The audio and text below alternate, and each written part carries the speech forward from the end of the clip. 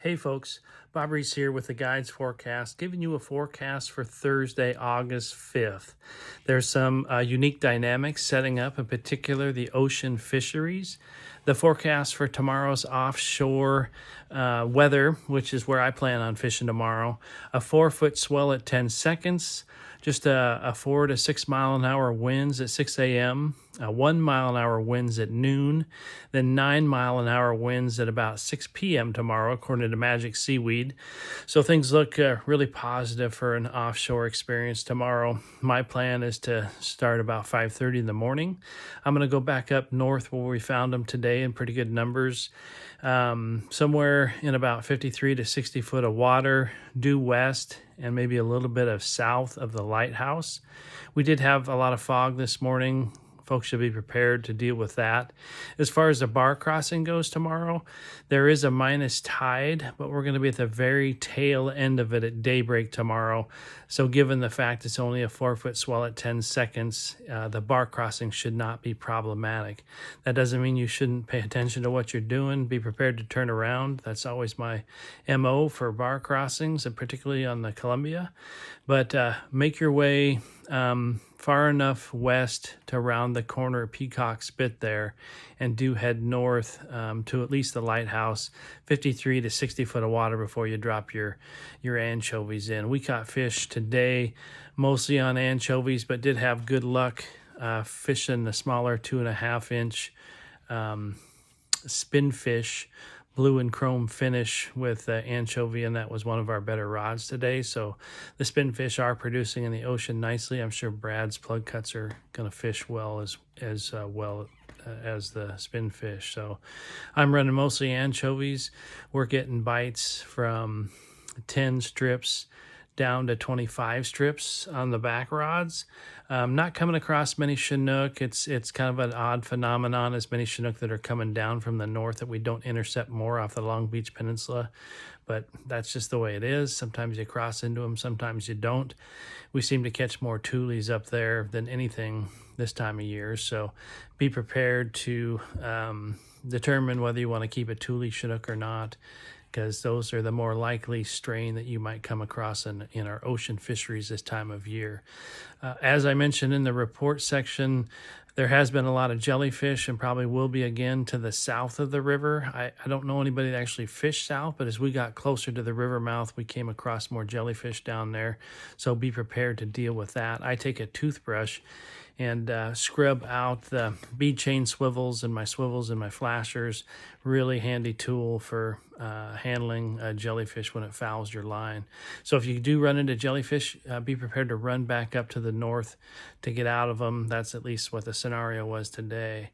As far as coming back in, bar crossing should not be a problem, as it definitely wasn't this morning. Had a real nice bar crossing, but again, the 4-foot swell at 10 seconds is going to make a particularly nice bar coming back in. And if you hit them right, I didn't happen to. We only caught 7 coho out there today, but lots of boats did quite well, better than I did. It could be a quick in and out fishery. The coho have been a very nice grade up to the north. We were catching some 8, 9, and maybe even a 10-pounder today. So there's really no reason to struggle in the river with an ocean as nice as it is tomorrow. And the opportunities that exist this time of year. So. And as far as the river goes, you may catch the last part of outgoing tide, which can be quite good for Chinook salmon. So folks have a fair chance of catching the last trickle of outgoing. I would suggest from the church downstream in 30 to 35, 38 foot of water. Keep your gear on the bottom. Hopefully you catch the last part of outgoing tide. What happens is when that tide starts slowing down, fish start moving from the ocean up into the river, and oftentimes you can intercept them for that last part of the outgoing tide. That'll be right at daybreak. But most of the day, river anglers are going to be finding an incoming tide, and it's starting to intensify, meaning that you could switch from a troll fishery to one where you hover.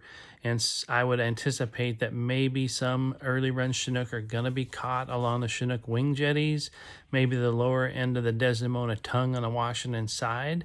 could find some Chinooks down there. And then kind of hopscotch your way upstream to be above the bridge at high tide. There was some fish on the flats above high tide today. I imagine that'll be the case as these tides continue to intensify towards the top end of the tide, and even holding at the bridge on the second half of incoming tide is not a bad idea whatsoever. Now, the tongue point bite, there's folks that are motivated to fish up there for obvious reasons. You don't have to look for fin clips, for example. You can keep wild fish up in that area. So obviously a benefit in this particular fishery. Again, there should be a bite on probably the first part of the incoming tide shortly after daybreak for maybe about an hour, hour and a half before it tapers, because the incoming flow in that reach should get to be pretty strong on these intensifying tides. Now, it's not a bad idea on these stronger tides. We do have a history of holding right at the tongue point line and catching fish on the hover. Make sure you're getting your gear pretty deep. It's some of that water is better than 60 foot right at the tongue point westerly deadline there. So get that gear fishing deep. Now, folks have been reporting a mix of success using both bait, herring in particular. For whatever reason, anchovies does not seem to be producing all that well. The folks that do seem to be doing well are trolling blue label plug-cut herring in that reach. And then there has been a fairly high degree of success doing the pro troll and spinner thing up there as well. So, you know, you're going to find this is just the quirky part of Buoy 10 fishing. Some strategies work well for one particular guide while they don't work well for another, but that other guide can have a high degree of success using a different strategy. That's what's happening right now, and often happens for a good part of this fishery throughout the month of August. So if there's anything I could suggest, it's to be uniform in your entire boat presentations. You should commit to either fishing pro trolls with spinners or all bait. Do get them down close to the bottom. Do the upstream troll on the first part of incoming, and the last half of outgoing tide when you're not trolling extremely fast. During the peak part of the flood, I suggest just holding at the Buoy 10 line. If you're going to fish that upper area, the hover is going to be the better opportunity for people to fish between the more productive periods when the tides slow down. And there should be a bite later on in the afternoon on the first part of the outgoing as well. And it is a soft outgoing tide, so you might expect that bite would last for a little bit of time on that outgoing tide. It's probably just a 3.5 to 4.5 foot run out. So if you're going to stick it out that long, the winds don't look like they'll be bad in the river at all tomorrow as well. So should be a decent day of fishing. There's going to be Chinook that are going to be building every day. We find some of the most consistent fishing, particularly for some of the larger fish, the 5-year-olds that return in the early part of the season, really begins around the 5th to the 7th of August.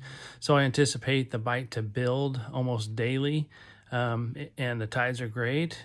Fish are big when you catch them. Look for fin clips below tongue point, any Chinook salmon above tongue point. I have yet to hear of a coho in the river. I think they're a real rare catch. They're, hard enough to catch out in the ocean for some reason because they're all feeding off of Newport. So that's your forecast for August 5th. Keep them spinning, keep them deep, and good luck, everybody. Thanks for being subscribers to the Guides Forecast. One addendum that I failed to add is that we've been working for weeks now and waiting for probably well over 12 or 13 days for approval for the apps that we have coming that everybody would enjoy taking part in. We'll certainly make an announcement when that app is ready, but the real key component for Chinook members in particular is going to be that we're going to give real-time reports on the water for Chinook members. So look for that feature coming. We are anxiously awaiting the approval of our TGF app on both the Apple and the Android phones. We'll certainly let you know about that. Unfortunately, it's not ready yet, but will be soon. Thanks again for being subscribers.